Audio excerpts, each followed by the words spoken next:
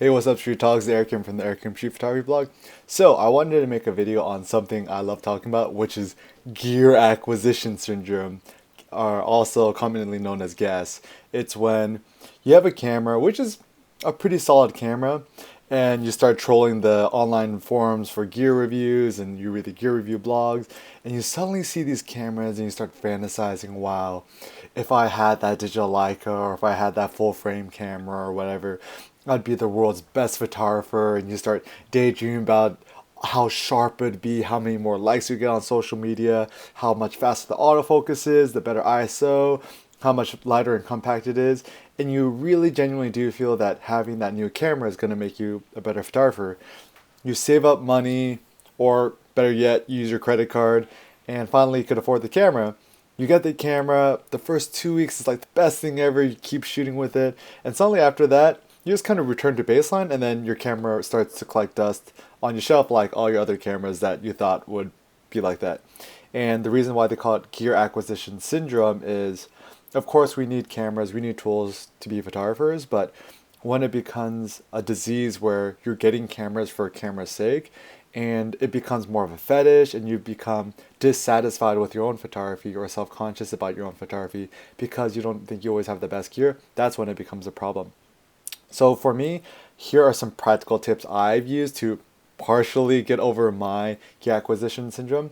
First of all, remembering that no matter what camera you get, whether it's really good and really expensive or whether it's pretty crappy and not fantastic, sooner or later you're just going to revert to normal in terms of your happiness and your satisfaction with it. There's been psychological studies in which there are two groups of people. Number one, lottery winners, and number two, people who get their arms and legs lost, they become amputees, and they do happiness. How do you say? They do happiness quizzes on them or surveys on them before and after the accident. And strangely enough, doesn't matter how happy you were when you won the lottery.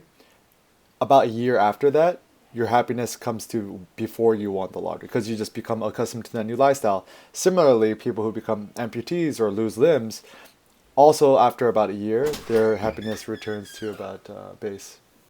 So instead, what I would try to do is practice an attitude of gratitude. Is no matter how good your camera is, there's probably going to be another better camera out there, and realize that no matter how expensive or fancy the camera lens, whatever you buy, it's never going to be enough.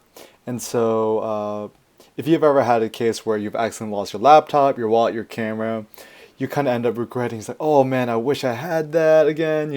If I had it back in my possession, I'll never take it for advantage. But just kind of know that there's so many other people in the world who would absolutely die to have the camera you currently own right now. Another tip is reread old reviews of the camera you bought that's in your possession. Remember how excited you were when you first bought it.